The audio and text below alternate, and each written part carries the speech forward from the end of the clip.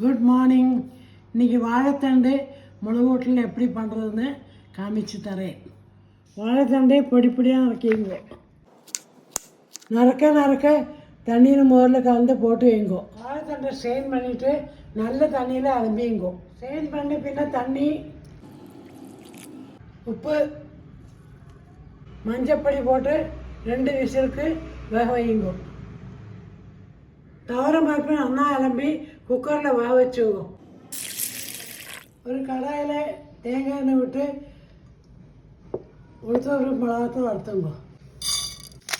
சோந்தப்பெண்ணை எண்ணெய் இல்லாமல் எடுத்து வச்சுங்கோ. பாக்கி எண்ணெயில் கடுகு உளுத்தம்பருப்பு தாளிச்சுங்கோ. கடுகு வடித்த பின்ன வேக வச்ச வாழைத்தண்டை போட்டுங்கோ. வேக வச்ச பருப்பை போட்டுங்கோ. ஒரு மிக்சியில் தேங்காய், ஜீரா, வறுத்தத்தை போட்டு ஃபைன் பேஸ்ட்டாக அரைச்சுங்கோ.